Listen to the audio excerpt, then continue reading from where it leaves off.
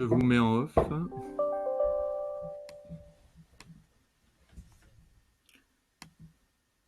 Ok, c'est parti.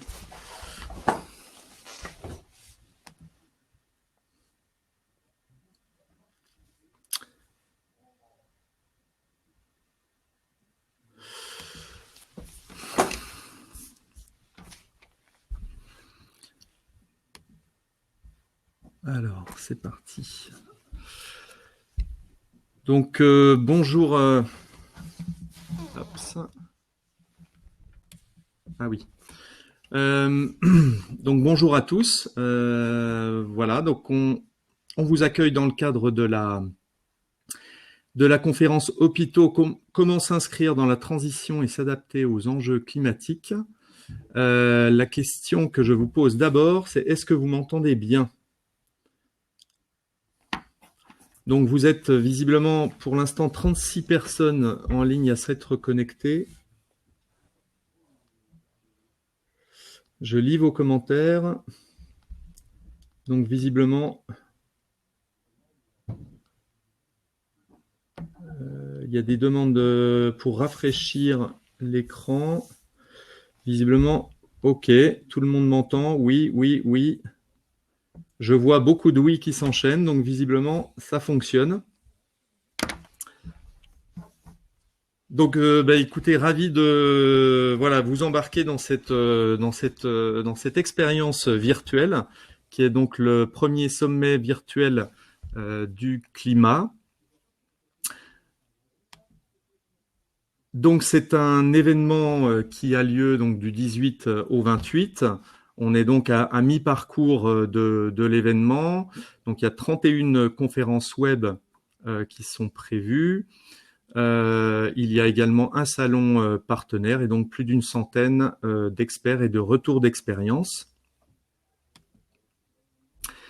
Voici donc les sponsors, ou en tout cas les partenaires de l'événement, donc qui ont contribué, et on espère, à la réussite de cet événement. Voilà, il y a un certain nombre d'ajustements techniques à trouver, mais globalement, ça se déroule correctement. Voilà, donc cette conférence, je vous informe qu'elle sera disponible en replay sur le site du sommet virtuel du climat, que vous pouvez poser vos questions tout au long de la conférence, donc dans le module chat, et que vous pouvez télécharger donc le support de présentation. Donc je réessaye. Est-ce que, en tout cas, vous m'entendez bien tous ? Visiblement, ça fonctionne. J'ai beaucoup de retours positifs. Donc vous êtes aujourd'hui, alors vous êtes 130 inscrits à cette conférence. On a en ligne pour l'instant 38 personnes. Donc écoutez, dans les conférences officielles, on dit souvent que on va attendre le quart d'heure bordelais pour commencer. Là, je vais pas prendre ce loisir, voilà, parce qu'on est en train de tester une nouvelle technologie. Donc, je vais débuter en espérant. Ah, j'ai quelqu'un de Moulins qui vient de se connecter. Donc voilà, en tout cas, nous allons débuter cette présentation. Alors, je l'ai pas fait au début, donc je me présente rapidement. Donc, Pierre-Yves Querer, je fais partie de la société E6 Consulting, qui est une société spécialisée dans le conseil technique, la formation et l'accompagnement stratégique des collectivités, des entreprises, mais en particulier des établissements de santé, donc dans la transition énergétique, écologique et sociétale. Voilà. Donc on travaille notamment avec un certain nombre de centres hospitaliers sur les enjeux donc de responsabilité sociétale, les thématiques énergie-climat, et bien sûr donc l'économie circulaire avec notamment la gestion des déchets, mais aussi la prévention. Voilà, ceci dit, je vais donc planter le décor de cette conférence, et puis ensuite je passerai la parole donc aux trois intervenants que je vous présenterai. Donc pourquoi parler spécifiquement du secteur de la santé et des hôpitaux? Aujourd'hui, l'ensemble des acteurs sont invités et sont même pressés à s'engager dans des démarches de réduction des émissions de gaz à effet de serre par rapport aux problématiques de changement climatique. Donc pressés de réduire ces consommations de gaz à effet de serre qui sont bien souvent liées aux consommations énergétiques, mais pas que, mais également de commencer à s'adapter. Donc c'est la raison pour laquelle on souhaite aborder cette conférence avec un zoom sur que peuvent faire les établissements, comment ils peuvent concrètement réduire leurs gaz à effet de serre, se mettre en réseau pour s'entraider, mais également comment anticiper et s'adapter déjà à notamment à des épisodes caniculaires ou des événements extrêmes. Pourquoi les hôpitaux? Ce sont des acteurs incontournables du territoire. C'est bien souvent les premiers employeurs de leur territoire. Pour avoir travaillé au CHU de Bordeaux, on était 14 000 salariés. C'était le premier employeur de la nouvelle région Aquitaine. Ces hôpitaux sont en plus amenés à se regrouper. On est dans des logiques de groupement hospitalier de territoire. Alors là, je parle pour l'hôpital public. La conférence concerne également, évidemment, les cliniques et peut intéresser aussi le médico-social. Maintenant, c'est vrai qu'on a volontairement souhaité axer sur le domaine sanitaire. Le patrimoine est extrêmement important de ce secteur. On parle bien souvent du premier patrimoine bâti. Le secteur sanitaire représente environ 75 millions de mètres carrés bâtis, avec une particularité aussi. Vous avez en fait une diversité. Vous avez des bâtiments des années 70 qui sont construits sur plusieurs dizaines, ou en tout cas plus de 10 étages. On en connaît certains qui sont emblématiques, mais on a aussi beaucoup d'hôpitaux pavillonnaires, qui le sont historiquement d'ailleurs, et qui consomment aussi beaucoup, notamment d'énergie. On a un fonctionnement également particulier, puisque c'est 24 heures sur 24, 7 jours sur 7. On a des process, on n'est pas sur une activité tertiaire, on l'est en partie, mais on a en fait quasiment des process industriels, donc des blocs opératoires, des stérilisations, de la blanchisserie. Et puis, une contrainte qui est bien particulière à ce secteur, ce sont notamment les problématiques d'hygiène hospitalière, qui sont un essentiel pour pratiquer le soin. Et puis, c'est vrai que si on dézoome, on sort de l'hôpital, on s'inscrit sur le territoire, l'hôpital génère énormément de déplacements. Alors, pas seulement ceux des patients, et pourtant il en génère en grand nombre, mais également ceux des professionnels pour leur déplacement domicile-travail. Si je vous donne un exemple que je connais le mieux, celui du CHU de Bordeaux, chaque jour, les salariés parcourent, avec leur trajet mis bout à bout, l'équivalent de 4 fois le tour de la Terre.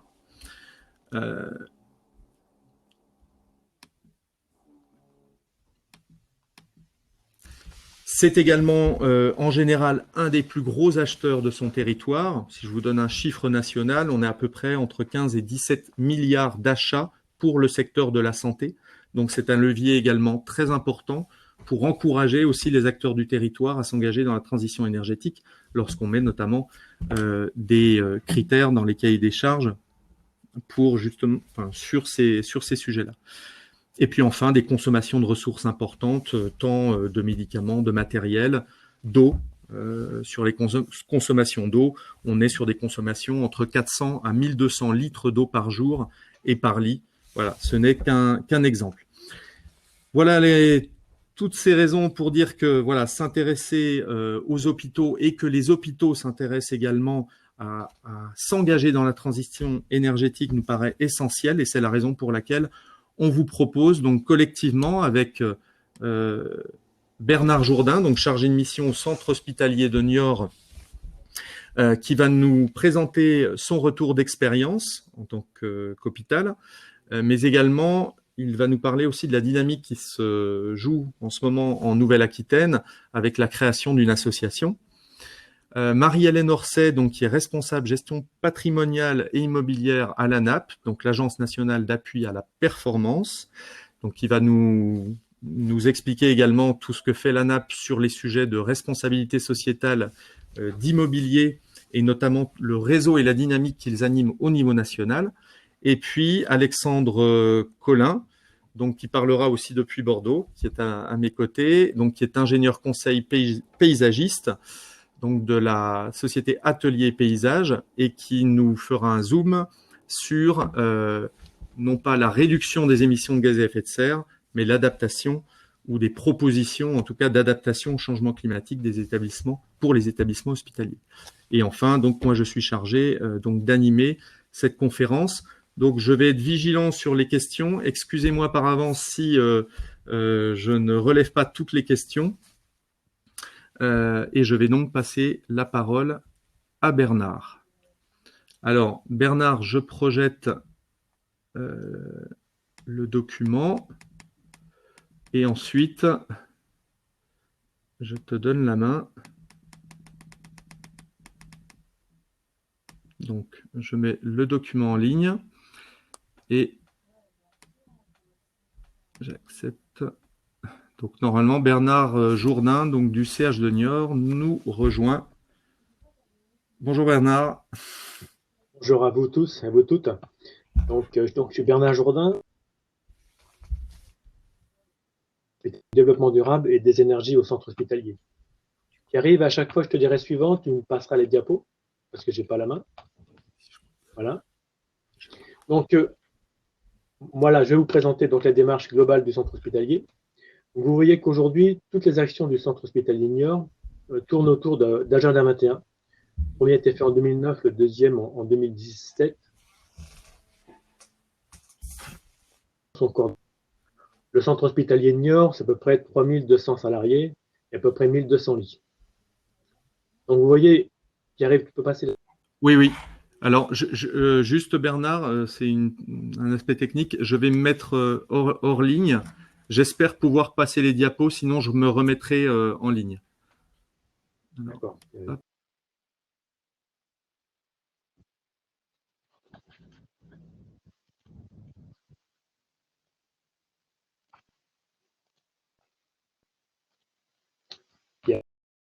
Bon, ouais.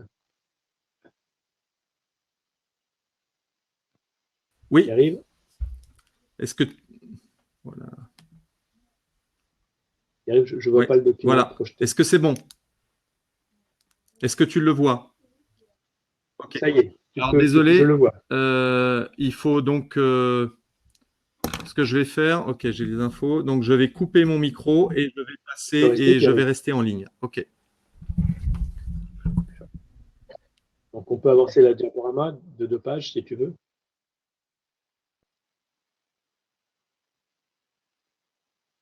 Voilà, donc là vous avez la liste de ce qu'on a commencé à réaliser depuis 2009. Donc, vous voyez qu'on a lancé les bilans carbone 2010, 2016 et 2019 pour faire le point sur l'évolution de nos consommations, nos émissions de gaz à effet de serre. Le premier Agenda 21 qui a été fait en 2012. On a réalisé aussi ce qu'on appelle un plan de déplacement et de stationnement pour regarder les déplacements des salariés, des professionnels et le stationnement dans l'hôpital. Les hôpitaux sont souvent confrontés à des problématiques régulières de stationnement. On a lancé donc l'audit énergétique sur l'ensemble du patrimoine en 2014. Donc aujourd'hui, nous avons par bâtiment l'ensemble des actions qu'il faut mener pour pouvoir réduire nos consommations. On a construit aussi un bâtiment positif en parallèle avec l'ADEME. C'est un appel à projet région ADEME. Donc aujourd'hui, on a un bâtiment positif qui consomme à peu près 33 kW au mètre carré et qui produit 34 kW au mètre carré d'énergie renouvelable. On a refait un agenda 21 et 22 en 2017. 22 car on a traité dedans toute la question du handicap, autant pour les salariés que pour les professionnels de santé. Donc aujourd'hui, cet agenda 21, il y a un plan d'action qui se déroule sur 4 ans. Donc chaque direction a des actions à mener. Et à chaque fois que l'agenda 21 est arrivé à sa fin, à chaque fois, nous lançons l'évaluation de l'agenda 21 pour savoir si tout a été fait, pour avoir une évaluation de la démarche.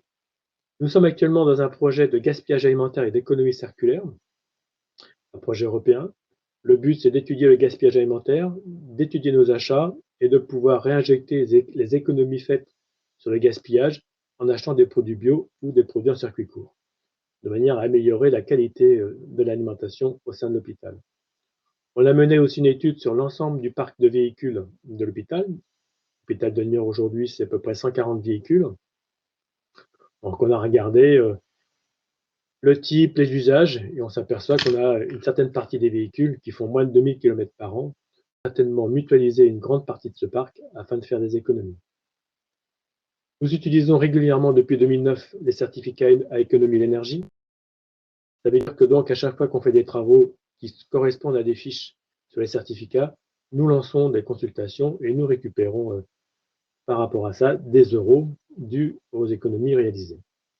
On agit aussi sur le territoire avec des partenaires comme l'agglomération et la ville, car quand vous travaillez sur un plan de déplacement, vous n'avez pas la compétence transport, donc il faut travailler avec les acteurs du territoire afin de voir comment l'hôpital peut être mieux desservi en termes de transport. Et aujourd'hui, donc l'hôpital, avec une association européenne, a divers échanges européens sur le climat dans les établissements de santé. Et donc l'hôpital de Niort a reçu l'année dernière le prix Énergie citoyenne dans la catégorie établissement public. Suivant, Pierre-Yves.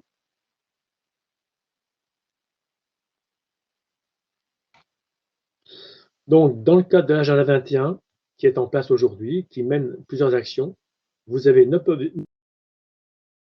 29 projets et 86 actions. Donc, vous voyez que la première, c'est toujours la position de l'hôpital dans le territoire. La 2, c'est la prise en charge des patients, soins et santé. La 3, on l'a intégrée cette année, c'est la culture dans l'hôpital, comment on peut intégrer la culture dans les différents services en termes d'action. Après, on a la 4 qui est consolider le bien-être des agents, ça concerne tous les professionnels de santé. Vous avez en 5, là tout le monde y travaille, c'est la démarche qualité. En 6, c'était l'intégration du développement durable dans les achats, comment on peut mieux acheter. Le 7, contribuer à la lutte contre les changements climatiques, c'est ce point-là que je vais développer. On avait le 8, toujours améliorer les transports et l'accessibilité au niveau de l'hôpital. Et le 9, c'était comment mettre en place toutes ces actions en termes de participation des salariés dans le projet. Suivant.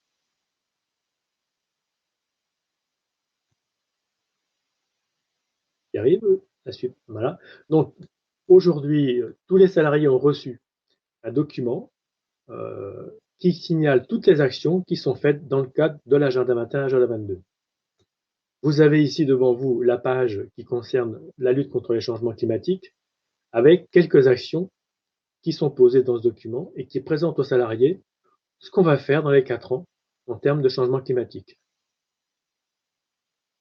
Donc vous avez des actions sur la biodiversité aussi, vous avez des actions sur les espaces verts, vous avez la compensation carbone, forcément tout ce qui est la réduction des consommations d'énergie, que ce soit autant sur l'eau, sur l'électricité ou sur le gaz ou sur la chaleur distribuée. Qui arrive, la suite. Donc je vous rentre en détail dans les objectifs numéro 7 qui étaient contribuer à la lutte contre les changements climatiques. Vous avez ici donc un objectif pour suivre la réduction des consommations et des rejets produits par l'établissement. Donc les actions qui ont été retenues, améliorer l'énergie dans les bâtiments existants. Forcément, c'est qu'est-ce qu'on peut faire pour diminuer ces consommations, soit sur des éclairages, soit sur de l'éclairage extérieur. Voilà, il y a plein d'actions qui sont mises en place. On est en train de finaliser. On doit mettre en place un système de management de l'énergie, de manière à ce qu'on puisse bien suivre nos consommations. Donc aujourd'hui, on a un logiciel qui s'appelle Énergisme, qui nous permet de rentrer toutes nos factures régulièrement et de suivre nos consommations. On doit mener des actions sur la consommation d'eau. Un hôpital comme Niort, c'est à peu près 150 000 m3 d'eau consommée chaque année. Et on mène aussi une étude actuellement avec l'université de Nîmes sur nos rejets médicamenteux. C'est une étude qui est en cours. Voilà. Et donc, pour la suite, dans l'action 63, intégrer de nouvelles approches ou de nouvelles technologies. Le but est de regarder dans chaque aménagement futur, qu'est-ce qu'on peut faire pour consommer au minimum l'énergie, quitte à expérimenter des choses. Et dans le projet 66, donc, on doit étudier la possibilité de faire de la compensation carbone.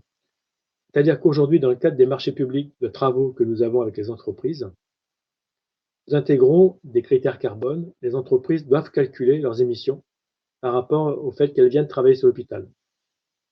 Et si elles ne le calculent pas, elles doivent régler une pénalité qui est un pourcentage de leur chiffre d'affaires sur l'hôpital. Le but est de récupérer ces euros et de planter des arbres demain dans le territoire d'activité de l'hôpital. Donc ça, c'est intégré dans les marchés de travaux au niveau du centre hospitalier. Suivant, Pierre-Yves.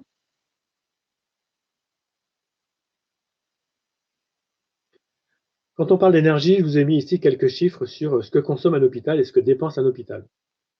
Vous avez par énergie, soit l'électricité ou le fuel, les consommations et les prix en euros.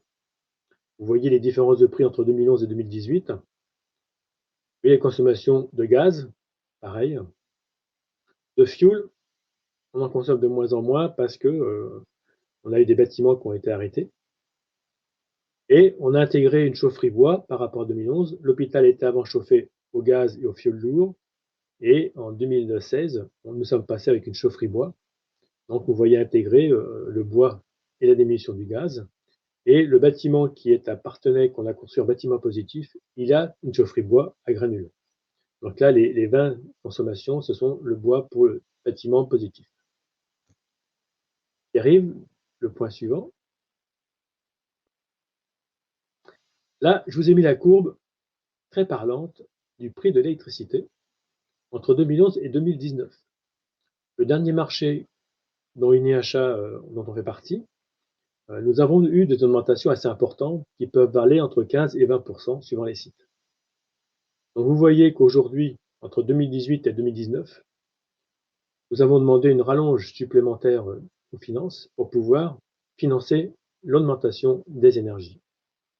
Donc quand on regarde entre 2011 et 2019, l'augmentation du prix de l'énergie pour nous, centre hospitalier de Niort, et je pense que c'est pour d'autres hôpitaux, nous avons pris en moyenne 66% d'augmentation.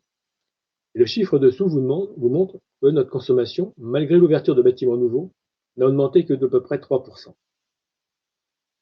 vous voyez que nous sommes confrontés à une augmentation importante que nous devons absorber dans les budgets d'hôpital. Merci Pierre-Yves, la suivante. Donc ça, c'est les images du bâtiment positif appartenait. Donc vous voyez ce bâtiment ossature bois, très bien isolé, chaufferie à granules pour le chauffage, et vous avez sur la toiture des panneaux photovoltaïques pour une surface de 228 mètres carrés. Suivant, Pierre-Yves. Donc là, vous voyez 33 kWh. Je vous ai mis rapidement la production des panneaux photovoltaïques. La différence, aujourd'hui, on est depuis le début, donc on est toujours un bâtiment positif. Le suivant, Pierre-Yves.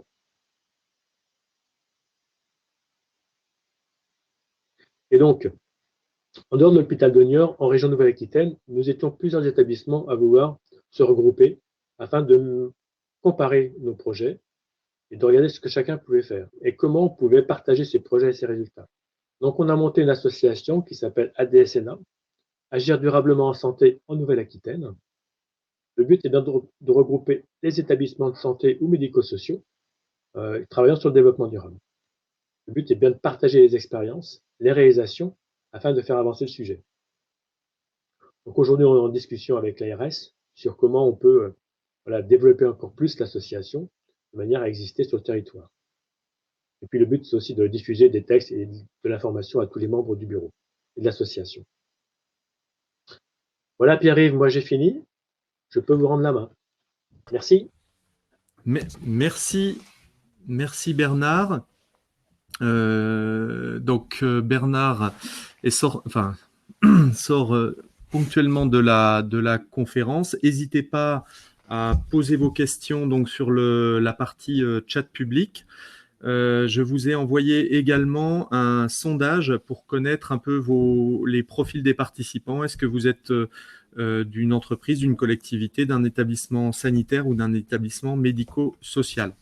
Voilà, je ferai un retour sur cette mini-enquête qui doit normalement arriver en pop-up, je pense, ou sur un des onglets de l'interface. Je vais revenir sur le document principal.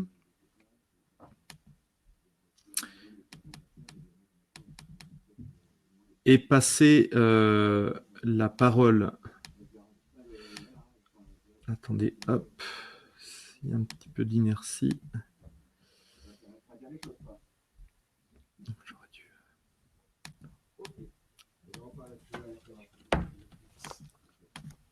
Ouais.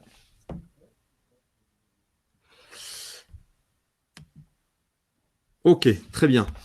Donc, je vais donner la parole à Marie-Hélène Orsay de la NAP pour son intervention.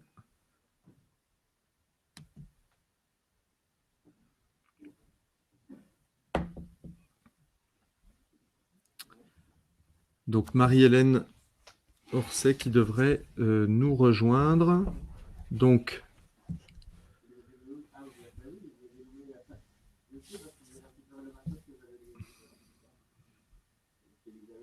ah oui, Marie-Hélène va pas tarder. Donc, il y a 2 boutons, il y a celui du micro et de la caméra aussi à activer une fois que tu te connectes. Donc,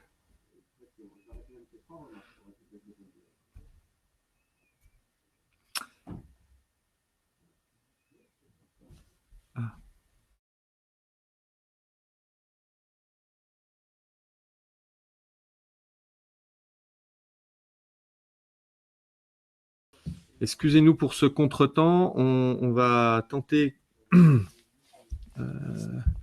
Donc, on va attendre Marie-Hélène Orsay qui normalement. Ah. Donc, le message, Marie-Hélène a un petit souci de micro et de caméra.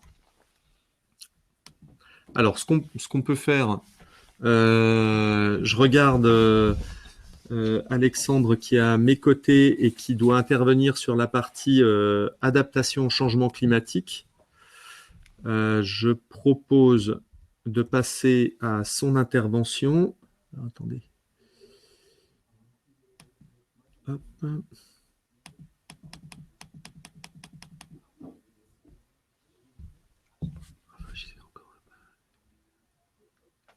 Alors attendez, je laisse encore une petite minute pour voir si Marie-Hélène nous rejoint, parce qu'apparemment elle est sur le point de nous rejoindre. Bon. Ok. Ah oui, alors attendez, tac, j'ai une petite manip. Encore une fois, désolé pour ces contretemps. Cette fois, c'est moi qui n'avais pas appuyé sur le bon bouton. Ok, super. Marie-Hélène. Ouais, bonjour, excusez-nous là, Ah non, désolé. je n'avais plus la connexion et donc je n'avais plus l'accès ni à la caméra ni au micro. Ok. Est-ce que les participants entendent bien Marie-Hélène? Si vous pouvez répondre sur le chat.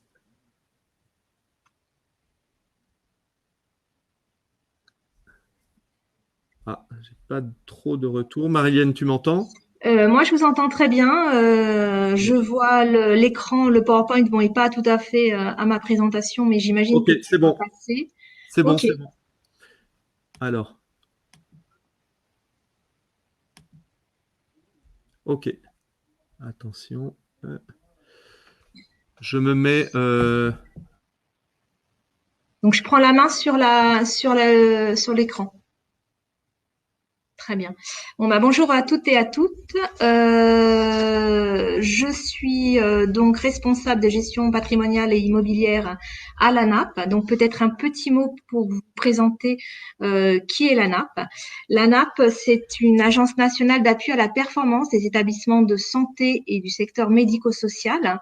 C'est un GIP, un groupement d'intérêt public qui a été créé en association avec l'État et les principaux acteurs du secteur de santé pour accompagner les professionnels de santé dans l'évolution de leurs organisations. C'est afin d'améliorer d'abord et avant tout le service rendu aux usagers, mais aussi les conditions de travail des professionnels de santé et le tout de manière durable et responsable. Notre rôle se décline en deux grands axes: formaliser et modéliser les bonnes pratiques organisationnelles aux côtés des acteurs pour leur permettre à disposition du plus grand nombre le retour d'expérience des établissements qui se sont déjà engagés dans ces pratiques organisationnelles, et être le catalyseur et l'accélérateur des changements à fort impact pour le service rendu à l'usager. Donc, par rapport aux propos d'introduction que vous a fait Pierre-Yves, on a bien dans le secteur à la fois sanitaire, donc l'ensemble des établissements de santé, les hôpitaux publics, privés, les cliniques, et le secteur médico-social, des enjeux très importants qui amènent à faire réfléchir sur l'ensemble des volets de la responsabilité sociétale, et pour lequel une convention de développement durable a été signée en 2017 entre l'État, c'est-à-dire le ministère de l'Environnement et de l'Énergie de la Mer à l'époque, le ministère des Affaires sociales et de la Santé, l'ensemble des fédérations représentant les établissements sanitaires et médico-sociaux, c'est-à-dire les principaux acteurs finalement de terrain, et puis l'ANAP, dans une convention développement durable pour engager l'ensemble du secteur dans les premières actions et les enjeux du développement durable en santé. Ces enjeux ont été déclinés autour de 8 thématiques qui recouvrent finalement les 6 volets du développement durable. Dans cette convention, le rôle de l'ANAP est double. Dans un premier engagement, on avait à mettre en œuvre un observatoire du développement durable qu'on a appelé Mon Observatoire du développement durable, qui est un outil constitué de 32 indicateurs qualitatifs et quantitatifs pour venir autour des 5 volets du développement durable: la gouvernance, les enjeux sociétaux, sociaux, environnementaux et économiques, venir évaluer la maturité des établissements et finalement les aider à poser une première pierre dans les actions que les établissements peuvent ensuite mettre en œuvre. Cet outil a été co-construit avec l'ensemble du secteur dans des groupes de travail à la fois constitutifs de la convention, mais aussi avec 90 structures qui sont venues construire ces indicateurs, et puis également une concertation élargie avec les parties prenantes dans le secteur de la santé. Aujourd'hui, en 2019, on est à la 3e campagne de développement de mesure de cette maturité auprès des établissements. Les résultats nous démontrent un intérêt croissant et une mobilisation importante pour le secteur en termes de développement durable, puisque la toute première année, 426 établissements avaient répondu à cet observatoire. En 2018, on a doublé, et en 2019, on est à 1119 répondants. Alors, je précise évidemment, comme toute démarche de développement durable, il s'agit d'un remplissage totalement volontaire de la part des établissements qui viennent finalement remplir des indicateurs pour pouvoir s'évaluer à la fois entre eux, par secteur, par structure de même taille et par région. Ça nous montre tout d'abord que face aux enjeux, il y a véritablement un dynamisme des établissements de santé du secteur médico-social et sanitaire à s'engager progressivement dans des actions de développement durable, à les évaluer et à s'inscrire dans des stratégies d'établissement où la responsabilité sociétale de l'entreprise, de l'établissement est de plus en plus fondée et écrite. Le deuxième engagement de l'ANAP auprès des établissements, ça a été de diffuser les ressources en santé. Alors par deux vecteurs. Un premier vecteur qui est le centre de ressources, que vous pouvez retrouver sur rse.anap.fr, qui vient mettre à disposition du plus grand nombre, de manière gratuite bien évidemment, l'ensemble des documents et des méthodes qui ont pu être soit produites par l'ANAP, soit produites par des agences tiers ou des établissements, par exemple je pense à l'ADEME, aux agences de l'eau. Et puis le deuxième grand volet, ça a été de faire finalement travailler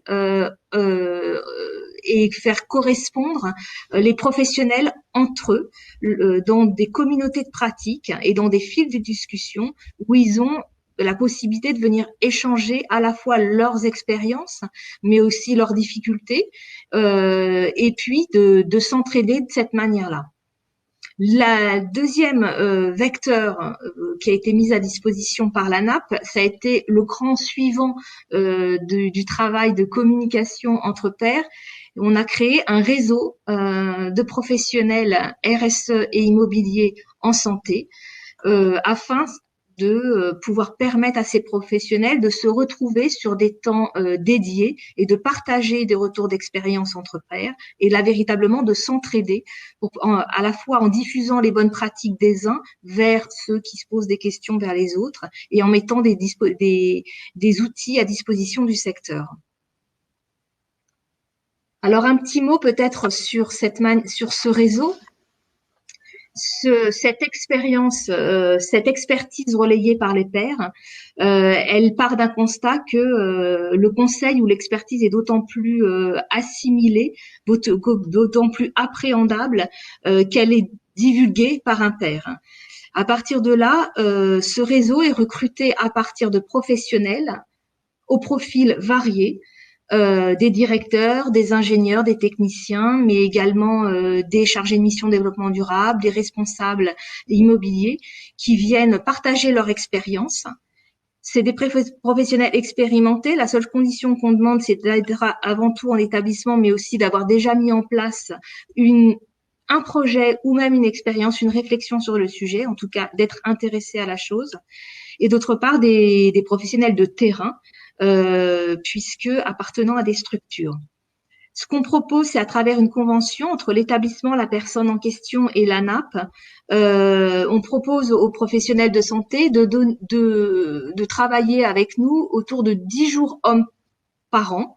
Donc c'est finalement pas tant que ça au regard de la capitalisation possible pour la personne et l'établissement, qui est orientée en 2 temps, 5 jours hommes je reçois et 5 jours hommes par an de je donne. Je reçois quoi? Des modules de montée en compétences que la NAP peut fournir, l'avis du réseau avec le partage d'expériences de tiers. On peut faire venir des experts par exemple pour travailler sur des sujets pointus ou sur des expertises particulières. Et 5 jours par contre, en contrepartie de je donne une dizaine d'interventions par an selon mon rôle à des tiers en région. Et c'est là en fait où on essaye de venir diffuser les bonnes pratiques et aussi l'engagement vers la responsabilité sociétale et le développement durable à travers les régions et les établissements.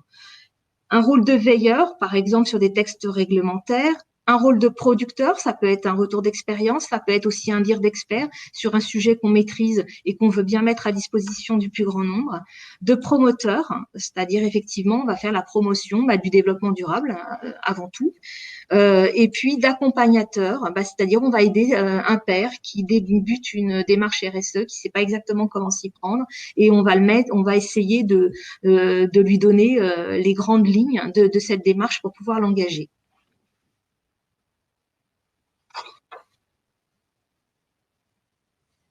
Peut-être un petit focus sur la thématique particulière qui nous rassemble cet après-midi. Au sein de ce réseau de professionnels, on a mis à disposition une communauté de pratique, un groupe d'entraide sur le sujet justement de la performance énergétique des bâtiments, eu égard aux enjeux notamment du décret d'application de la loi Elan qui est paru le 23 juillet 2019 et qui va mettre le secteur de la santé finalement sur des rails réglementaires pour atteindre les objectifs de la loi. La loi, donc, dans ses grandes lignes, je vous le rappelle, va déterminer des objectifs de réduction de consommation d'énergie d'au moins 60% à échéance 2050, ceci par cap de 10 ans, donc en 2030 avec une réduction des consommations d'énergie de 40% et de 50% à horizon 2040. Tout cela par rapport à une année de référence que le ministère de la Transition énergétique nous a imposé pas au-deçà de 2010. C'est une grande nouveauté pour le secteur de la santé parce que jusqu'à ce jour, on n'était pas considéré comme un établissement tertiaire et à ce titre, on n'avait pas d'obligation véritablement réglementaire. Donc finalement, vous comprenez que c'est un petit tremblement de terre pour le secteur et à la fois un grand challenge, mais aussi de grands questionnements. Et finalement, cette communauté de pratique c'est aussi le lieu pour les établissements de venir échanger à la fois sur les années de référence qu'il va falloir donner pour pouvoir s'engager dans des démarches, mais aussi, surtout et avant tout, sur les difficultés, sur les partages d'expériences pour pouvoir atteindre les objectifs qui vont nous être demandés d'atteindre.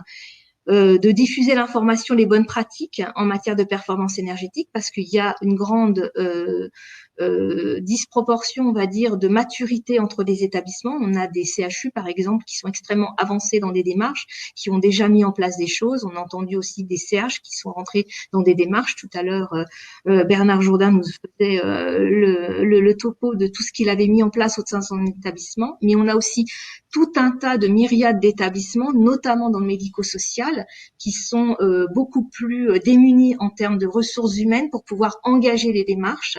Et finalement, le rôle de l'ANAP, c'est un petit peu de pouvoir aider les plus démunis, si on peut dire ça comme ça, à travers l'expérience de ceux qui sont déjà engagés et qui ont des bonnes pratiques à pouvoir diffuser.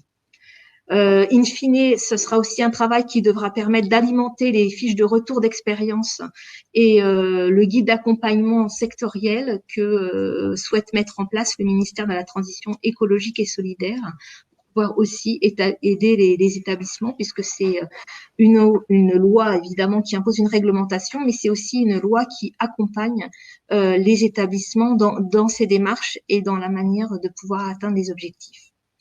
Donc voilà, si vous êtes professionnel de santé en face de votre écran, eh bien, vous êtes les bienvenus.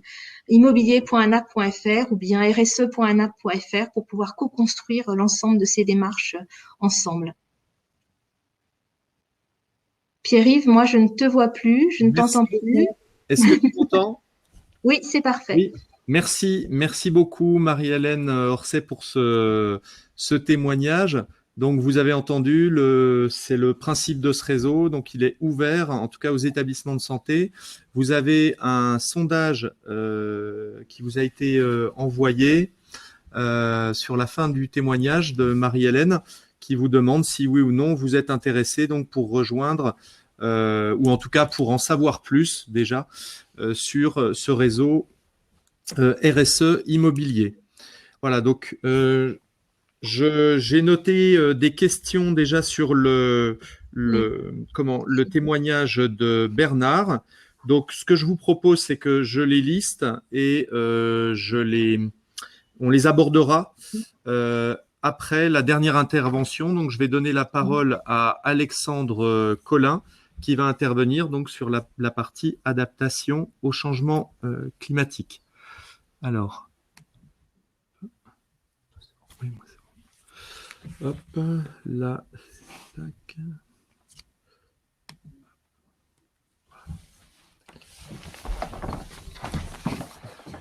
Hop, on change de place. Voilà. Tac, je m'installe.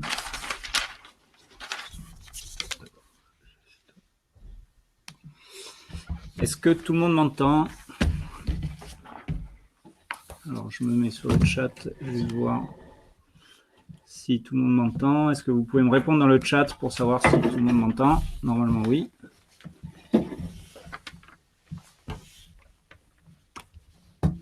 J'attends la réponse.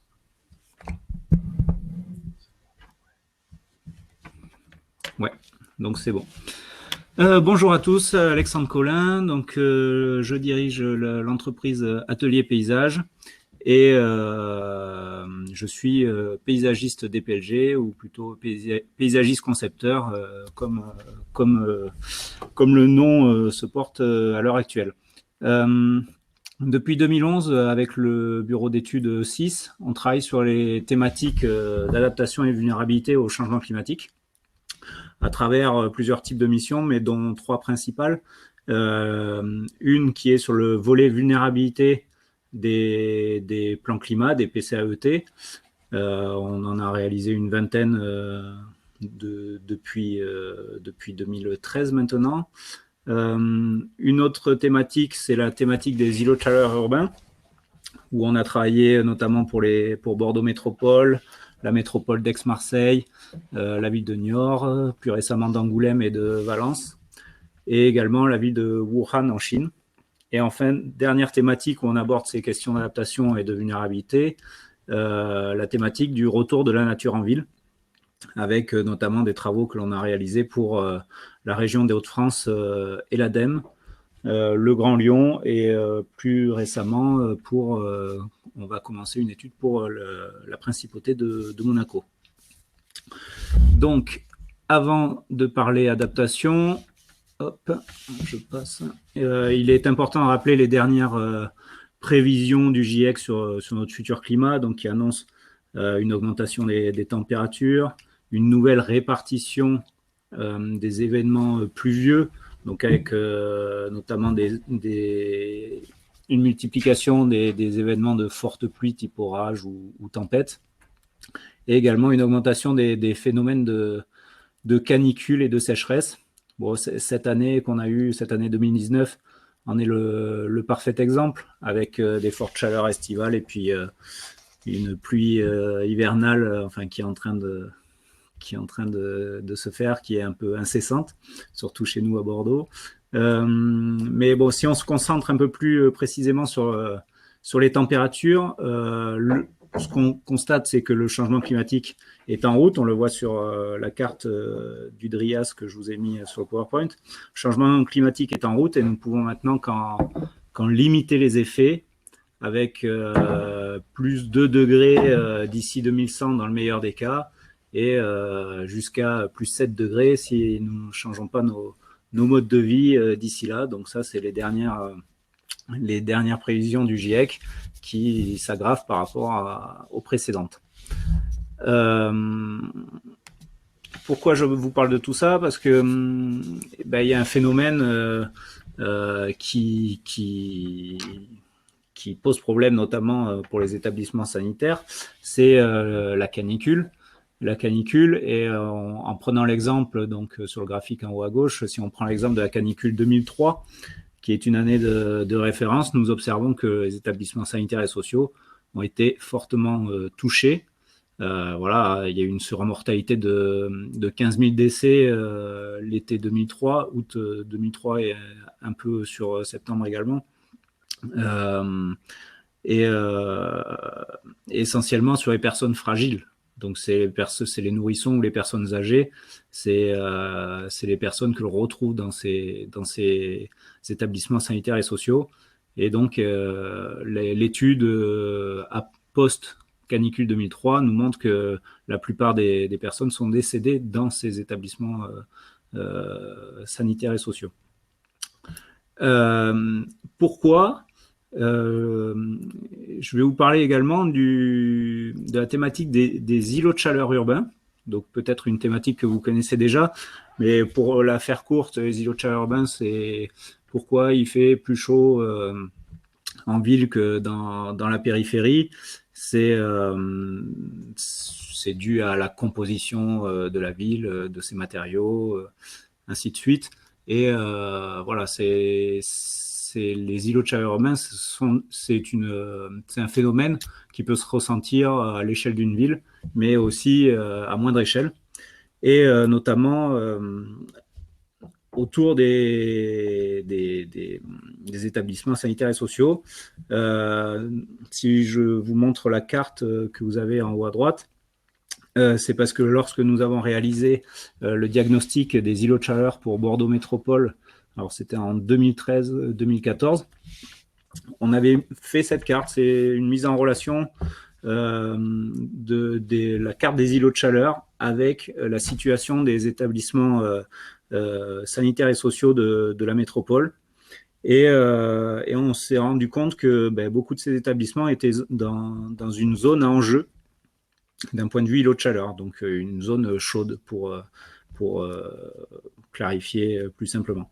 et qui était important de traiter du coup ce sujet des îlots de chaleur par des aménagements spécifiques et notamment sur ces établissements. Donc, quelles solutions nous avons pour lutter contre ce phénomène d'îlot de chaleur et réduire un peu ce risque pour les établissements? La climatisation, est-ce que c'est une bonne solution? Bon, c'est un bon moyen de stabiliser les températures dans les chambres des patients, certes, mais comme vous le voyez sur la photographie infrarouge, il a le mauvais effet de réchauffer l'air extérieur pour rafraîchir l'air intérieur. Donc, on voit que les sorties de clim, à plus de 55 degrés, ça a un mauvais phénomène. Notamment, et on reprend souvent l'exemple de la ville de Murcie en Espagne, qui a connu en période estivale une coupure électrique. Et il y a eu une observation et la température de la ville a baissé de 2 degrés. Donc, c'est dû notamment à la coupure des climatisations et au final, la température de la ville a baissé de 2 degrés. Donc, on se rend compte que la climatisation a un réel impact sur la chaleur en ville. Donc, quelles autres solutions nous avons? Quelles solutions passives ou raisonnées possédons-nous dans l'aménagement pour réduire les effets d'îlots de chaleur et les canicules autour des établissements de santé? On travaille souvent sur les mêmes notions, la notion d'ombrage, donc apporter de l'ombre, que ce soit par le végétal ou par les bâtiments eux-mêmes. On voit sur la photographie infrarouge en haut à gauche qu'il y a une différence de 20 degrés pour la route qui passe au centre, pour le même matériau, qu'il soit ensoleillé ou à l'ombre des arbres, on a 20 degrés de température de surface de différence. Donc ça explique vraiment l'inconfort que peut générer ce type de matériau. Et une solution toute simple et passive, c'est la plantation d'arbres qui peut limiter ce phénomène. Également, on a le choix des matériaux, notamment par son albédo, donc qui correspond au réfléchissement des rayons infrarouges par sa couleur notamment. Donc là aussi, sur la photographie en haut à droite, on voit que pour un même matériau de couleur foncée ou de couleur claire, on a une différence de température de surface de 15 degrés, ce qui est assez énorme pour un même matériau. Également, j'en ai déjà parlé, on a le rôle du végétal qui est bien entendu prépondérant grâce au double apport qu'il fait, c'est-à-dire l'apport en effet d'ombre, mais également par son évapotranspiration qui va permettre de rejeter de la vapeur d'eau et donc de refroidir l'air ambiant.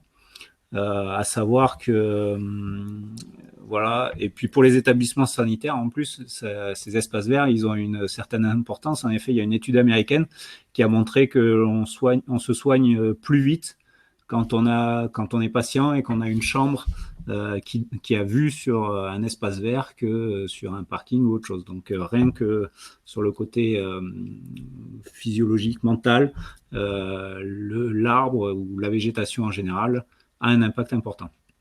Également, on peut parler de la solution avec de l'eau. L'eau, pourquoi? Parce que l'eau a une importance capitale pour se rafraîchir, même si il va manquer d'eau dans les prochaines années. Donc, il y a des systèmes qui sont en réflexion de stockage intersaisonnier des eaux pluviales, parce que là, à l'heure actuelle, par exemple, on manque pas d'eau et ça serait bien de pouvoir s'en servir durant l'été. Donc, il y a des réflexions qui sont en cours en ce moment. À savoir qu'un litre d'eau qui s'évapore rafraîchit de 2 degrés 1000 mètres cubes d'air. Donc, pour vous donner une idée, c'est assez énorme comme pouvoir rafraîchissant. Et également, on peut se servir de solutions que l'on peut installer qu'en période estivale. C'est ce que j'ai appelé des solutions de dispositifs temporaires. C'est des solutions qui viennent que pour régler ce problème d'îlot de chaleur et apporter des rafraîchissements ponctuels, une sorte de mix de solutions entre végétal, eau, matériaux, voilà. Donc ça, ce sont des solutions que l'on retrouve traditionnellement dans les aménagements.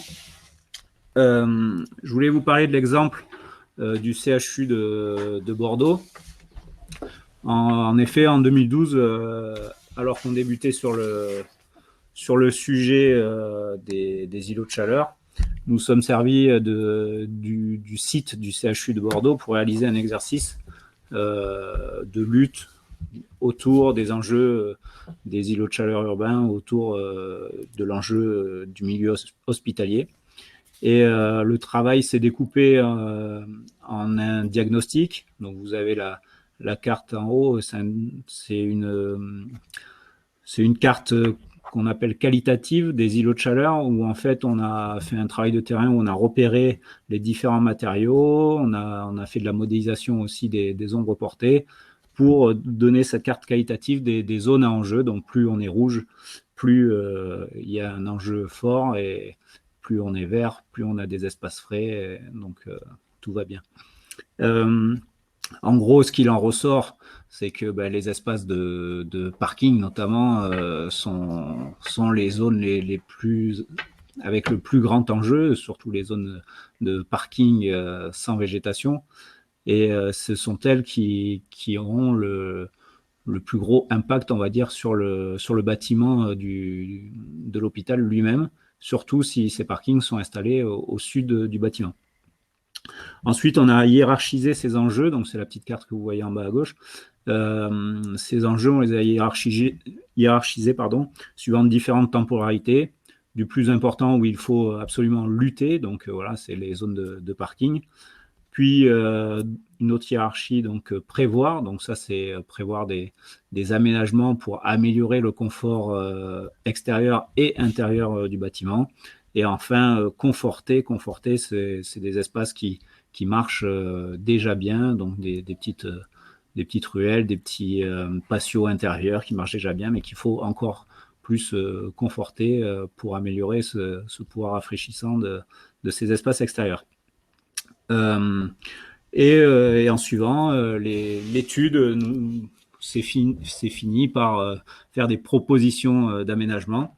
Donc j'avais fait quelques croquis à l'époque, on avait fait 5 ou 6 propositions de solutions à mettre en place sur ces zones en jeu.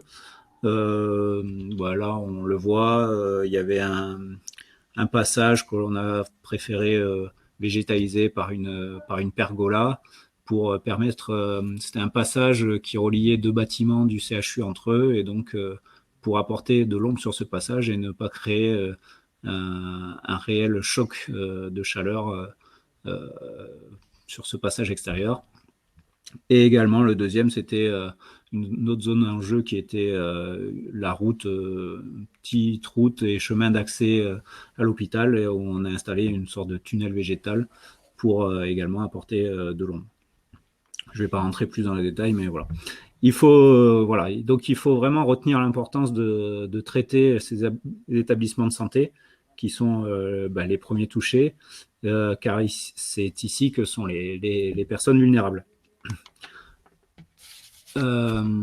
Et ensuite, donc, afin de traiter cette thématique, notamment des îlots de chaleur, avec le bureau d'études E6 Consulting, on a mis en place notamment des outils d'aide à la décision que je vais vous présenter rapidement. Mais voilà, donc on a l'outil Score ICU, qui est un outil d'aide à la décision qui permet de faire des cartes qualitatives des îlots de chaleur sur n'importe quel espace. Donc là, on a c'est une place à Lyon où on a fait la carte qualitative avant et après aménagement, et cet outil nous permet de donner un score, en fait, un score en lien avec les îlots de chaleur.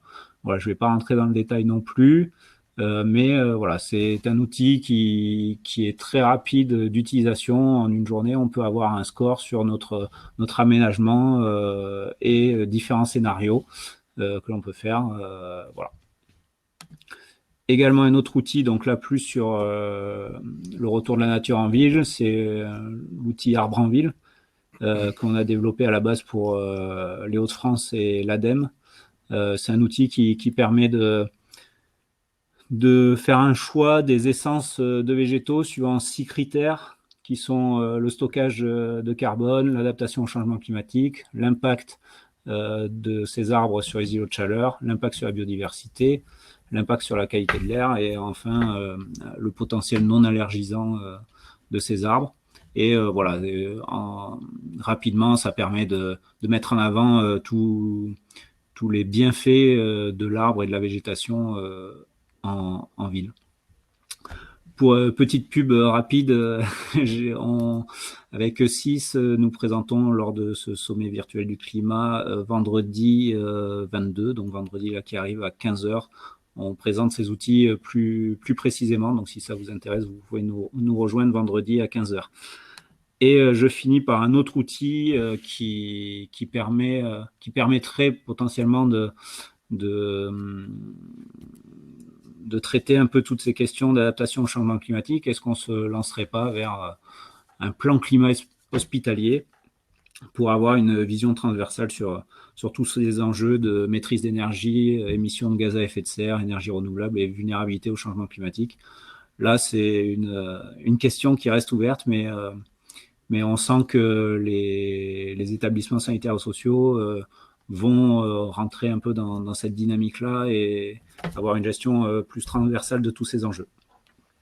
Voilà, je laisse reprendre la parole à Pierre-Yves et n'hésitez pas si vous avez des questions à les mettre dans le chat.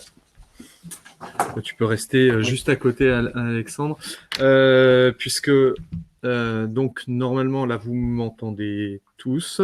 Je vais inviter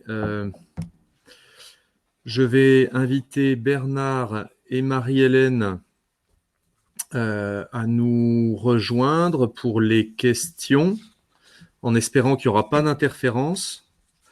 Alors, j'accepte Bernard. Et éventuellement, si Marie-Hélène... voilà.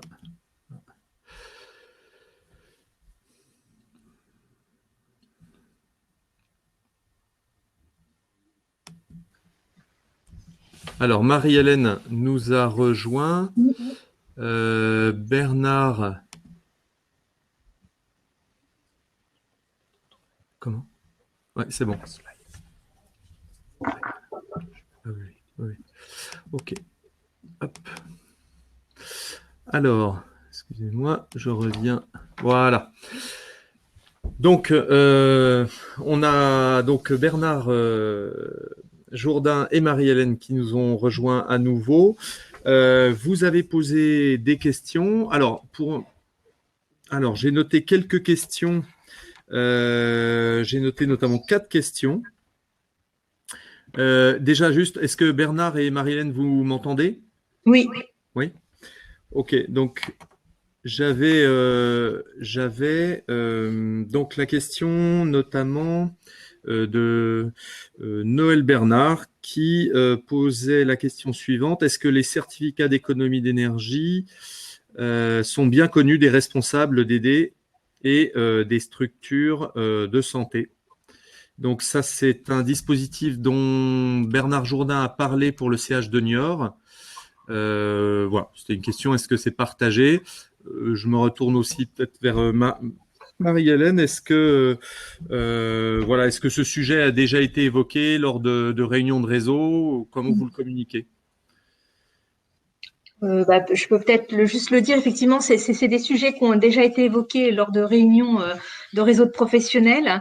Maintenant, ce qu'on peut dire, c'est que c'est pas très très bien connu, et ça, c'est tout l'enjeu aussi d'arriver à communiquer à partir de ces réseaux et de pas rester entre nous, entre ceux qui finalement ont déjà mis en place tout un tas d'actions, mais également ont pu entraîner ceux qui savaient pas. Ça, je pense que dans le secteur de la santé, c'est une difficulté sur laquelle on sera probablement amené à travailler les prochains mois, notamment avec les engagements de la loi Elan, c'est-à-dire les dispositifs d'accompagnement qui sont parfois très peu connus, notamment par exemple, il peut y avoir des enveloppes de la CDC, l'ADEME est aussi parfois en recherche de partenaires, et il y a des CEP, c'est des j'ai perdu le mot, c'est conseillers en énergie partagée, voilà, qui sont parfois dans certaines régions sont mis en place à la fois par l'ARS et avec des structures régionales pour accompagner les établissements de santé dans des diagnostics de performance énergétique et après le diagnostic dans des actions. Mais c'est pas dans toutes les régions, donc ça c'est aussi à faire savoir. Ah, moi j'entends plus. Alors, j'ai peur de mettre mes... J'avais coupé. Non, non, c'est bon, Marie-Hélène. Ah, est-ce que vous m'avez entendu Ouais, du coup? bon. Oui, okay. oui. Non, il faut juste qu'on arrive à jongler comme il faut avec le micro, les uns les autres. Donc, on reste en live et en fait, on éteint notre micro ou on l'allume en fonction de la prise de parole. J'ai une question pour Bernard. Jourdain, donc de Claire, est-ce que donc l'ADSNA, donc l'association Agir durablement en Nouvelle-Aquitaine, serait d'accord pour partager des informations avec d'autres réseaux sanitaires et médico-sociaux?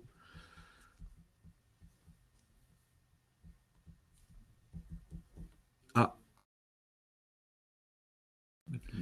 Bernard, il faut mettre le micro. Ça y est. Ouais. Ça y est. Bien sûr que le but, c'est pas que l'association reste isolée, c'est que l'association travaille en réseau avec d'autres associations, d'autres réseaux qui existent déjà. On est aujourd'hui, par exemple, on discute aujourd'hui avec des réseaux en Nouvelle-Aquitaine, qui peuvent être le réseau des achats responsables, 3AR, ou autres. Donc le but, c'est bien de créer des réseaux, que ce soit en Nouvelle-Aquitaine ou ailleurs. Et que l'association ADSNA peut très bien demain exister dans d'autres régions. Et voilà, le but, nous, on a créé ça en Nouvelle-Aquitaine, mais si demain elle existe en Pays de Loire ou dans d'autres régions, on est tout à fait d'accord pour les accompagner pour créer ce réseau national, quoi.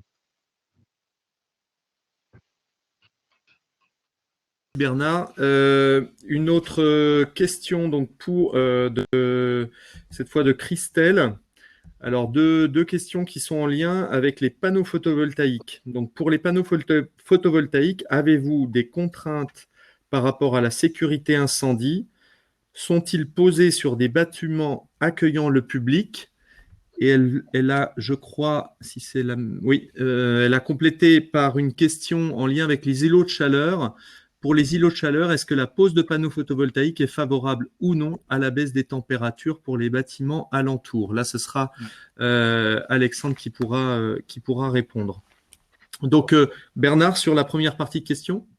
Oui, donc les panneaux sont posés sur un bâtiment public. C'est un bâtiment qui appartient à l'hôpital, qui reçoit du public, donc ils sont posés dessus.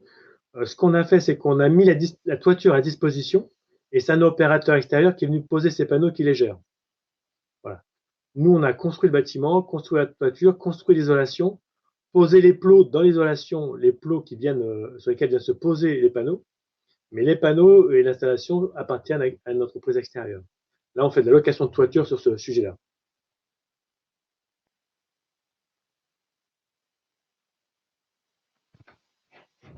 Et pour la question sur les panneaux photovoltaïques par rapport aux îlots de chaleur, ben, ça tombe bien parce qu'on a étudié à la caméra thermique et à l'image satellite cette question-là, notamment à partir des images du parc des expos de Bordeaux, où il y a eu la mise en place d'ombrières photovoltaïques sur le parking. Et on s'est rendu compte on a été étonné aussi des résultats, mais on s'est rendu compte que les panneaux ne participent pas au phénomène d'îlot de chaleur. Au contraire, surtout dans le cas d'ombrières photovoltaïques, donc qui apportent de l'ombre sur un espace enrobé, au contraire, permettent un peu le rafraîchissement des villes. C'est notamment dû à la surface un peu vitrée de ces panneaux qui réfléchit du coup la chaleur. Donc c'est plutôt une bonne surprise quand on a fait ces tests. Merci. Alors, il y a pas mal de questions. Alors, concernant le surcroît d'activité, alors, Erwan qui nous demande quel surcroît d'activité pour l'hôpital de Niort en lien avec les effets du changement climatique, vagues de chaleur, parasites. Ça fait le lien avec la présentation et ce qu'évoquait Alexandre sur le pic notamment de 2003. Je ne sais pas si Bernard, vous avez des infos sur Niort sur ce sujet-là. Aujourd'hui, on n'a pas d'infos. Enfin, on n'a pas d'infos médicales sur le type de parasite ou de nouvelle maladie qui pourrait arriver. Mais je crois qu'il faut qu'on sorte l'hôpital, dans le cadre des changements climatiques, il faut qu'on sorte l'hôpital en termes de soins. Il faut qu'on parle de l'hôpital en termes de résilience et qu'est-ce que peut faire l'hôpital dans le sujet général du changement climatique. Qu'est-ce qu'on peut faire, nous, pour réduire nos impacts? Aujourd'hui, il y a une étude qui est sortie récemment qui dit que si les hôpitaux et le secteur de la santé étaient un pays, il serait le 5e ou 7e pays au monde, tellement dans le monde entier, le secteur de la santé émet. Donc il faut qu'on ait un regard différent et qu'on se dise qu'est-ce que le secteur de la santé peut faire pour diminuer son impact dans le cadre des changements climatiques. Forcément qu'il y a des maladies, il y a des virus qui peuvent arriver, mais il faut qu'on ait un autre regard et je pense qu'aujourd'hui, on n'a pas ce regard-là en France. C'est vrai qu'on aborde donc la notion de changement climatique au regard donc de l'impact qu'a l'hôpital en tant qu'activité, mais il est regardé de près et dans d'autres conférences et par des acteurs complémentaires tels que Santé publique France. Ils ont des spécialistes du changement climatique et qui veillent justement à screener un peu ces évolutions, mais par rapport à ces enjeux de vagues de chaleur, de surmortalité, d'augmentation de tel ou tel type de parasite, l'évolution notamment territoriale du moustique tigre, etc. Et il y a également, pour mémoire, dans le CHU de Bordeaux, on avait des spécialistes justement, par exemple, du moustique tigre, et qui regardaient bien précisément l'évolution au regard des enjeux du changement climatique. Donc c'est vraiment cette thématique du changement climatique, elle fait converger un grand nombre d'acteurs, et notamment les acteurs de la santé en tant que exerçant le soin, ont en plus une mission de santé publique au regard de ces enjeux. Une autre question. Donc, alors je ne lis pas systématiquement, mais il y a des merci pour la réponse.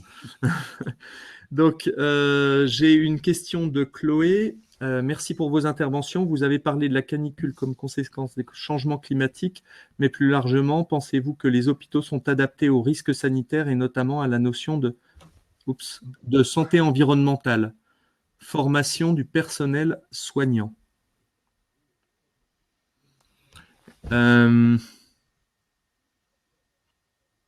Donc il y a la notion donc là donc vous avez parlé de canicule comme conséquence du changement climatique, mais plus largement, pensez-vous que les hôpitaux sont adaptés aux risques sanitaires et notamment à la notion de santé environnementale?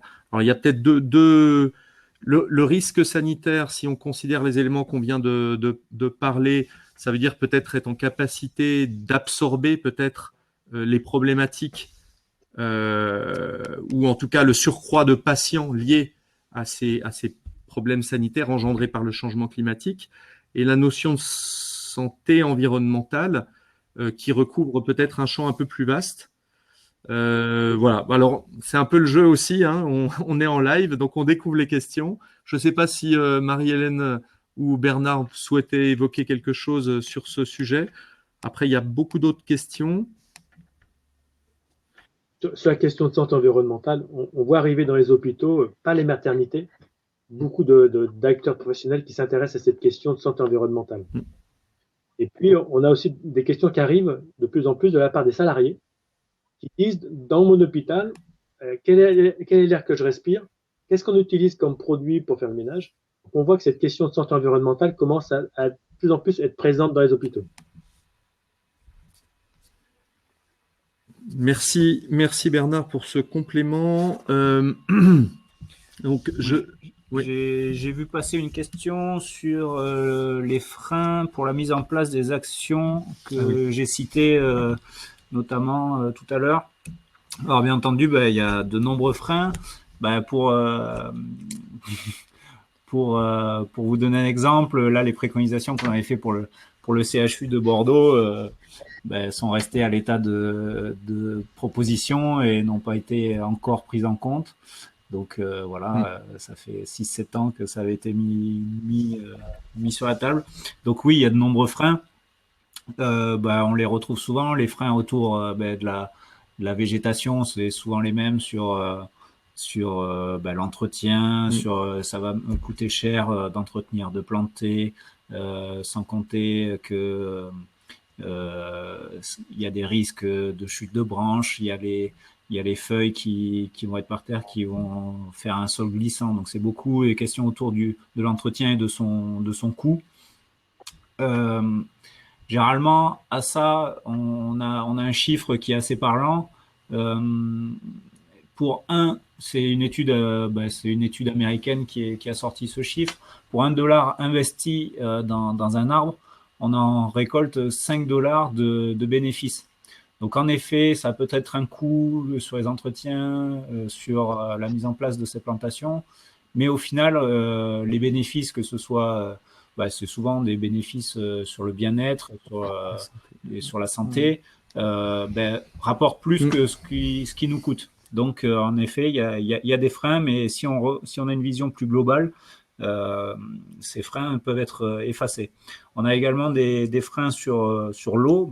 J'ai un peu dit tout à l'heure, où dans un contexte de changement climatique, la ressource en eau risque d'être de moins en moins présente, alors que nous, on propose des systèmes de rafraîchissement par l'eau, donc c'est un peu antagoniste.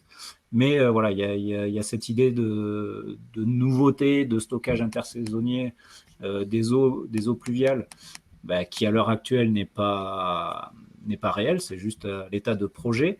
Notamment, il y a l'ARS qui nous alerte beaucoup sur l'utilisation d'eau pluviale pour rafraîchir les villes, parce que pour eux, à l'heure actuelle, l'eau qui doit être utilisée pour rafraîchir les villes, donc pour utiliser des brumisateurs ou des fontaines, c'est de l'eau de ville, donc c'est de l'eau potable.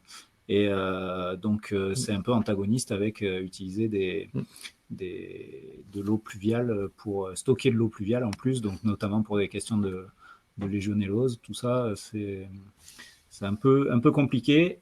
Donc au final, peut-être la solution la plus facile à mettre en place, c'est peut-être sur les matériaux, où c'est ce qui se fait beaucoup maintenant, notamment à New York et également de plus en plus en France, c'est de repeindre les toitures, par exemple les toitures des bâtiments en blanc. Et sur New York, on a vu qu'il y avait notamment un gain énergétique un gain de température intérieure des bâtiments de 3 à 5 degrés juste en peignant la toiture foncée du bâtiment, en la peignant en blanc. Donc ça, c'est peut-être une des solutions les plus faciles à mettre en œuvre à l'heure actuelle. Donc, pour poursuivre sur une question de Dominique, bonjour, comment réagissent les professionnels aux applications des agendas 21 et 22 à Niort? Tout dépend de la démarche, comment vous la mettez en place. Si vous faites une démarche participative dès le départ, vous intégrez les salariés dans la démarche. Au fur et à mesure que les actions arrivent, les gens ont intégré la démarche, donc ils répondent aux actions. Tout le monde ne connaît pas toujours l'agenda 21, l'agenda 22. Sur 3200 salariés, il y a forcément quelqu'un qui en a entendu parler plus ou moins. Mais aujourd'hui, la démarche développement durable depuis 10 ans est intégrée au projet d'établissement. Donc aujourd'hui, c'est quelque chose qui commence à être connu. Et chacun peut interroger ou m'interroger sur une question qualité de l'air, produits, déchets. Ça commence à être rentré dans les pratiques aujourd'hui. Mais il faut du temps. Je pense que Pierre-Yves à Bordeaux peut parler de la même chose. Je pense qu'il faut beaucoup miser sur la concertation et la co-construction des projets pour arriver à ce que les professionnels s'en emparent, y compris les médecins. Et je pense qu'il y a beaucoup de médecins aujourd'hui qui commencent à s'en emparer et qui trouvent des sujets très très riches à mettre en place et qui ne demandent qu'à être aidés,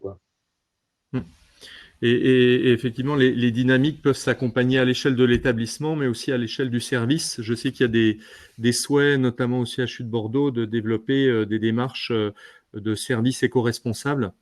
Voilà, puisque la mobilisation des professionnels, encore une fois, voilà, peut se traiter à différents services et auprès de l'ensemble des métiers de l'hôpital.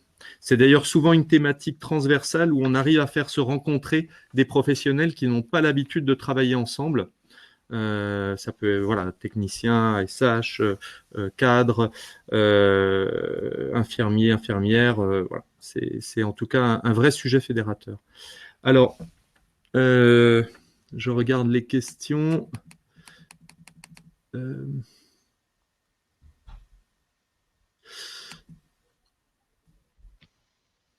Alors, une question de Chloé. Pensez-vous que les politiques de développement durable peuvent être une réponse aux crises économiques et sociales que subissent les hôpitaux, si on n'oublie pas le volet social du développement durable? Alors, question qui se connecte complètement avec l'actualité. Donc, pour ceux qui ne sont pas au courant, il y a effectivement beaucoup de manifestations avec voilà, une demande de la part des autorités et du gouvernement, donc de moyens financiers plus importants pour exercer le soin dans de bonnes conditions. Je ne sais pas si Marie-Hélène ou Bernard souhaitaient réagir donc sur l'aspect social, hein, pour le coup, du développement durable.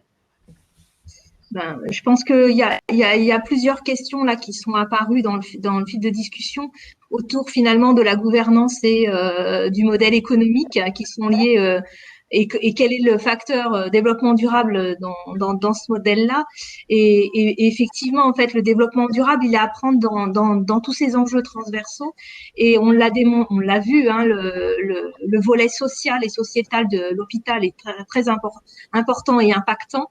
Et finalement, la manière de développer des projets transversaux et de prendre un problème parfois à la base, mais de venir le développer dans sa totalité, hein, ce qu'on appelle un aspect holistique, ça permet aussi de venir désamorcer des problématiques sociales, sociétales et économiques. Quand on travaille sur la qualité de vie au travail du personnel dans son établissement, on répond à des enjeux de développement social, mais on vient aussi venir améliorer les conditions de travail. Et là, on arrive aussi à répondre à des enjeux sociétaux petit à petit. Après, il y a la démonstration, il y avait une question qui tournait aussi sur ça, la démonstration finalement de la manière dont économiquement on arrive à démontrer que c'est économiquement viable. Effectivement, tous les exemples qu'on a pu donner montrent qu'au-delà du développement durable, on arrive à avoir des enjeux économiques derrière, que ce soit par exemple le gaspillage alimentaire. Hein, quand on travaille sur le gaspillage alimentaire, on travaille aussi sur la dénutrition des patients, donc on est sur les deux aspects. Et puis à côté de ça, on se rend bien compte qu'on fait des économies qui peuvent être réinjectées dans le service pour pouvoir avoir une espèce de circuit virtuel, de cercle virtuel, virtueux, merci, qui permet d'améliorer les conditions. Donc ça, c'est toute la problématique. Aujourd'hui, c'est vrai qu'il y a quelques années, on avait encore beaucoup de difficultés à faire comprendre ces enjeux-là, peut-être en direction. Je crois que on démontre que pas à pas, même les directions sont de plus en plus sensibles et à l'écoute. Toujours dans la même... alors, Marie-Hélène parlait à un moment donné du gaspillage alimentaire. Je pense que ça vaut sur l'énergie. Hein, il y a des logiques de cercle vertueux à mettre en place.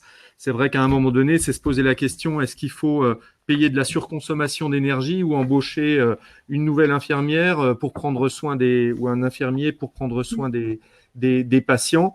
Voilà, c'est aussi dans ces termes que ça se pose.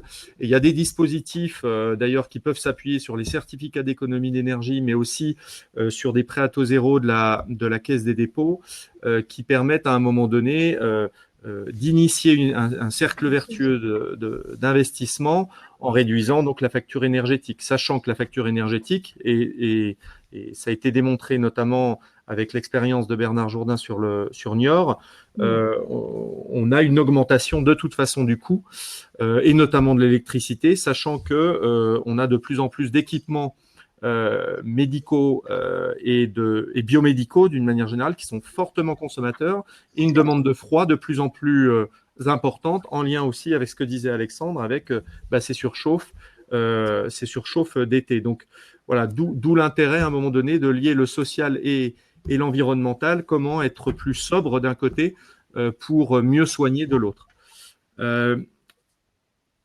Une question, avez-vous des retours d'expérience sur la remise en service de laverie au sein d'un établissement de santé afin de diminuer l'utilisation de matériel à usage unique?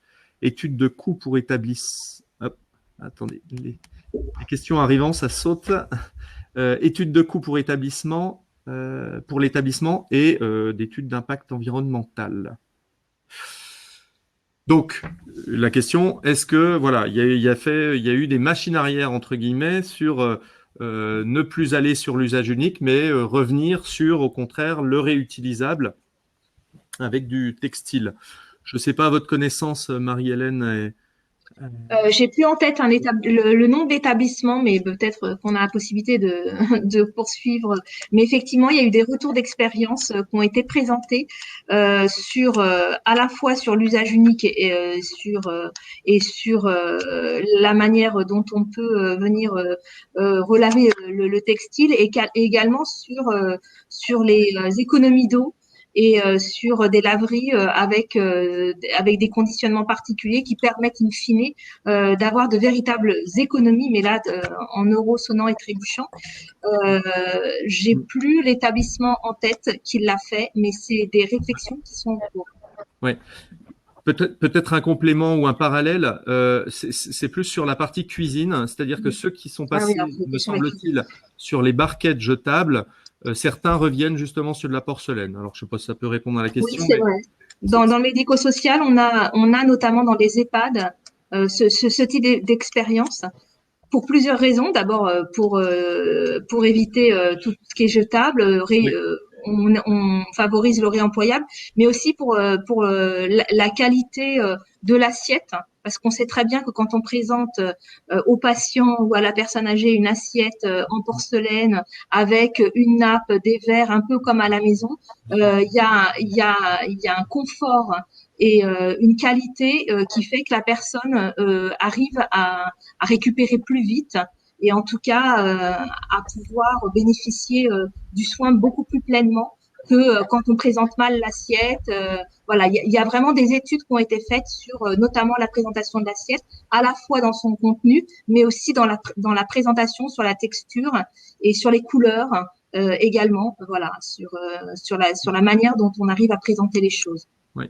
D'ailleurs, ce qui était évoqué par Marie-Hélène est aussi mené au CHU de Grenoble, qui réagit aussi sur la question de Benoît et qui dit qu'effectivement, ils sont revenus sur du nettoyage à la microfibre avec moins d'eau et pas de produits de nettoyage. Donc,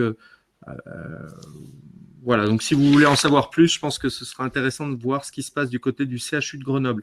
Peut-être une question, double question. C'était à propos de la convention. Qui a été signée entre les ministères, l'ADEME, l'ANAP, Bernard qui nous rejoint, les ministères. Et donc la question, je crois qu'il y avait une question qui concernait, est-ce qu'elle est contraignante, et deux, ça a été complété à l'instant. Excusez-moi, je reprends la question. Est-ce que la convention relative au développement durable va-t-elle être renouvelée? Voilà. Alors, sur le fait est-ce qu'elle est contraignante, non. Parce que comme je l'ai précisé, ça engage les établissements de manière volontaire. Donc en fait, c'est une démarche volontaire dans laquelle on pousse les établissements à démarrer une démarche des développements durables au sein de l'établissement, mais c'est absolument pas obligatoire. D'autre part, elle est aidante, je dirais plus que contraignante, c'est-à-dire qu'à partir de ce diagnostic qui est posé, il y a une possibilité pour l'établissement de savoir les éléments de maturité où ils sont peut-être les plus faibles par rapport à la stratégie d'établissement et de pouvoir s'engager. Donc, par exemple, sur le volet environnemental là, qui nous intéresse aujourd'hui, on a que quelques questions, je crois qu'on en a 6, sur la consommation de l'énergie, la part de l'énergie renouvelable, la mobilité, les gaz à effet de serre, les consommations d'eau. Donc voilà, ce sont des questions précises. Et quand déjà l'établissement bute sur juste la manière de remplir l'élément, il sait qu'il a déjà un travail à faire de consolidation des données pour pouvoir s'engager dans une démarche. Sur la deuxième partie de la question, est-ce qu'elle va être renouvelée? Oui, elle va être renouvelée. Effectivement, en 2020, on est déjà en train de réfléchir et en partie avec l'État et les fédérations sur le contenu finalement qu'on pourra mettre au sein de cette future convention pour pouvoir poursuivre l'aide auprès des établissements. C'était une première pierre, on ne va pas s'arrêter là, bien au contraire. Oui, et Dominique qui réagit en disant est-ce que la démarche aidante est-elle suffisante au regard de la gravité de la crise climatique et écologique? Alors, si je peux me permettre d'intervenir, je pense qu'il y a des outils qui sont là pour contrainte et des outils qui sont là pour accompagner. Je pense que la dynamique qui est proposée, notamment au travers de la Convention et de ce que propose la NAP, on est plus sur l'accompagnement. Après, moi, j'aurais tendance à faire référence à la HAS, la Haute Autorité de Santé, qui, dans le cadre de ses certifications, a intégré des critères de développement durable dans le processus de certification. Alors, pour avoir vécu une certification, c'est vrai que les questions, malheureusement, sur ces sujets-là, sont bien souvent abordées dans seconde intention. Voilà, c'est d'abord priorité à l'hygiène. Ce qui paraît aussi important. Mais voilà, quid effectivement peut-être de comment muscler cette partie-là du côté de l'HAS et peut-être aussi faire monter en compétence ou en tout cas en connaissance les auditeurs sur ces enjeux-là. Je ne sais pas si Bernard ou Marianne souhaitaient réagir sur ce point. Oui, non, mais c'est vrai que, on sent à travers les questions que parfois on a l'impression d'être une goutte d'eau. C'est sûr que par rapport aux enjeux, voilà, est-ce nécessaire, est-ce suffisant?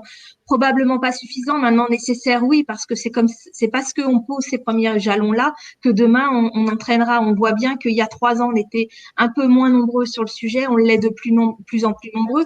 Donc, je pense que toute initiative en développement durable, qu'elle vienne d'ailleurs d'initiatives individuelles au sein des établissements, il y a aussi du personnel qui se saisissent parfois d'actions, je dirais, petites mais cumulables, ou d'une démarche descendante plus d'établissement avec un directeur très en avant sur ces sujets-là. Tout est bon à prendre. Après, oui, je pense que ça suffit pour progressivement entraîner le plus grand nombre. Il reste énormément de chemin à parcourir, mais en commençant, on se met en chemin. Merci. Alors après, il y a peut-être que je suis passé à côté de certaines questions. Ouais, il y a eu des remarques. Oui, Alexandre, oui. Moi, j'ai vu passer une question sur les températures liées notamment les températures à New York. J'ai cru voir ça passer. Je pense que c'est une question sur du coup l'effet de repeindre les toitures en blanc. Alors j'ai plus le chiffre en tête exact. Je crois que je le répète, mais je crois que c'est 2 à 5 degrés de température ambiante intérieure dans le bâtiment qui a été réalisé grâce à ces tests-là. Mais c'est surtout, ça je suis sûr par contre du chiffre, c'est qu'en température de surface, on a une réduction de 15 à 20 degrés juste en peignant ces toitures en blanc. On va réaliser notamment un test, alors, normalement ça sera du côté de Valence, on va réaliser un test avec la société Coolroof qui réalise ce type de travaux sur un centre commercial où on va faire des mesures avant-après pour justement avoir des vrais chiffres sur cette question-là. Toujours est-il que ce travail-là permet une réduction à peu près de 30% d'air conditionné. Donc, suivant les établissements, ça peut être une réduction de facture de 20 000 € par an quand même, d'économie. Donc, voilà, c'est juste en repeignant les toitures en blanc. Je ne sais pas si j'ai répondu à la question qui était posée, mais... Sachant qu'il y a peut-être aussi les équipements techniques, puisqu'ils sont, ils sont nombreux sur les toitures des hospitaliers, mais on a aussi beaucoup de bâtiments tertiaires qui pourraient être concernés. On arrive au terme de cette conférence. En tout cas, voilà, il est 15, voilà, il est 15h35. On a par contre l'autorisation de dépasser de la part des organisateurs, mais j'ai l'impression que on a, je pense, balayé quasiment la totalité des questions. Il y a des remerciements. Merci en tout cas, voilà, de la part. Alors, d'une part et d'abord aux intervenants, à Bernard Jourdain, à Marie-Hélène Orsay et à Alexandre Collin pour leur participation. C'est jamais évident de se lancer sur un nouveau concept de conférence. Il y a eu des hauts débats, notamment sur la phase de préparation, mais j'ai plutôt le sentiment que ça s'est bien déroulé. Je ne sais pas s'il y aura un questionnaire après de satisfaction. Là, ce sera Webikeo qui pourra le dire, mais n'hésitez pas à mettre vos commentaires pour savoir si ce type d'expérience fonctionne et si oui, ça vaut le coup de le renouveler. Visiblement, les retours sont positifs. C'est peut-être vraisemblablement à renouveler. En tout cas, alors je réfléchis si j'ai pas une dernière manip à faire avant de sortir de la conférence. Je ne crois pas. En tout cas, merci à tous. Il y aura un replay apparemment disponible et les documents qui ont été projetés seront également mis à disposition. Voilà. Eh bien, écoutez, merci à tous. Bonne fin d'après-midi et à très bientôt. Merci. Merci. Au revoir. Merci. Au revoir. Au revoir.